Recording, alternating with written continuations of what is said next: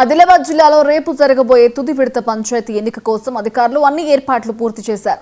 జిల్లాలో రేపు 6 మండలాల్లో 120 గ్రామ పంచాయతీలలో తుది విడత ఎన్నికలు జరగనున్నాయి. ఎన్నికలకు సంబంధించిన ఎన్నికల సామాగ్రితో సిబ్బంది పంపిణీ కేంద్రం నుంచి పోలింగ్ కేంద్రాలకు చేరుకున్నారు. 2 విడతల ఎన్నికల నుంచి వచ్చిన అనుభవంతో ఈ ఎన్నికలు మరింత పకడ్బందీగా నిర్వహిస్తామని జిల్లా కలెక్టర్ తెలిపారు. తుది విడత ఎన్నికల్లో దాదాపు 100% పోలింగ్ నమోదు లక్ష్యంతో సన్నద్ధమయ్యామంటున్న ఆదిలాబాద్ జిల్లా కలెక్టర్ రాజేశ్వర్తో మా ప్రతినిధి Kiran face to face. Adilabad జిల్లాలో రేపు జరగబోయే తుది విడత ఎన్నికల కోసం అధికారులు సర్వం సిద్ధం చేశారు. ఇప్పటికే 2 విడతల్లో ఎన్నికల వచ్చిన అనుభవంతో ఈ 3వ విడత ఎన్నికలు సైతం విజయవంతంగా చేస్తామని ప్రశాంతంగా నిర్వహిస్తామని ఉద్యోగులు కూడా ఆత్మస్థైర్యంతో ఉన్నారు. ప్రస్తుతం మనం గుడిహత్నూర్ మండల కేంద్రంలో డిస్ట్రిబ్యూషన్ సెంటర్లో ఉన్నాం. ఇక్కడ డిస్ట్రిబ్యూషన్ సెంటర్ను పరిశీలించడానికి జిల్లా కలెక్టర్ గారు వచ్చారు. సార్ చెప్పండి, రేపు తుది విడత ఎన్నికల కోసం ఎలాంటి ఏర్పాట్లు చేయాలి?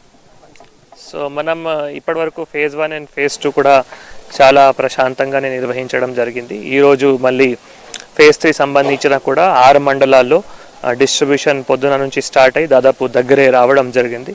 ఇప్పుడు ఇక్కడ గుడిహత్నూర్లో కూడా around 50% of polling parties and sector office zonal officers and stage 2 ఆ రోజు అంతా సమాన్ చెక్ చేసి ఆల్రెడీ బస్సులో కూడా ఎక్కినారు. మిగతా 50% కూడా దగ్గరే ఉన్న పోలింగ్ స్టేషన్స్ ఉన్నాయి కాబట్టి వారు కూడా కొద్దిసేపులో బయలుదేరుతున్నారు. సో సఫిషియెంట్గా మనం ట్రైనింగ్ నుంచి కానీ తర్వాత మ్యాన్ పవర్ కానీ తర్వాత లాజిస్టిక్స్ అరేంజ్మెంట్స్ కానీ అవి అన్నిటి కూడా ఇన్షూర్ చేయడం జరిగింది.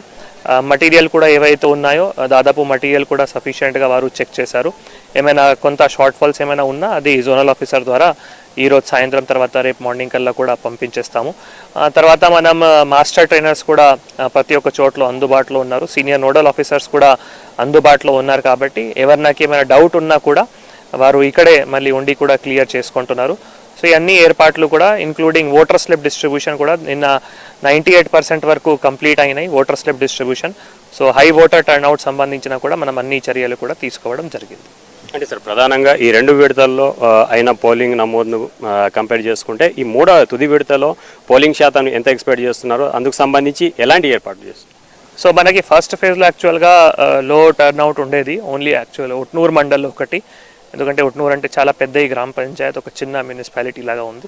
సెకండ్ ఫేజ్లో మనం 86.68%. సో థర్డ్ ఫేజ్లో కూడా మనం దానికంటే ఎక్కువనే ఓటింగ్ టర్న్అవుట్ ఉంటుంది, ఓటర్ టర్న్అవుట్ ఉంటుంది, అట్లా ఎక్స్పెక్టేషన్స్ ఉన్నాయి. ఎందుకంటే ఓటర్ స్లిప్ డిస్ట్రిబ్యూషన్ కానీ తర్వాత మనం ఈ ప్రింట్ ఎలక్ట్రానిక్ మీడియా ద్వారా కానీ తర్వాత గ్రామంలో టామ్ కానీ ఓటర్ అవేర్నెస్ వీడియోస్ కానీ అవి అన్నిటి కూడా క్లియర్గా ప్రచారం కూడా చేయడం జరుగుతుంది.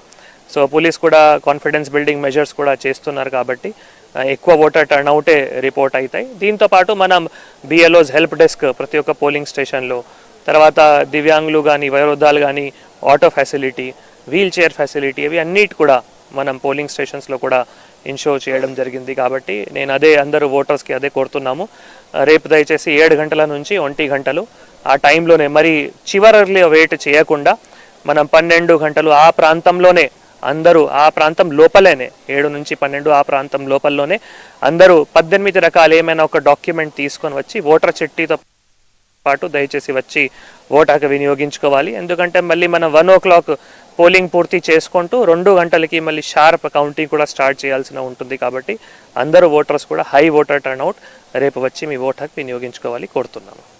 Thank you sir.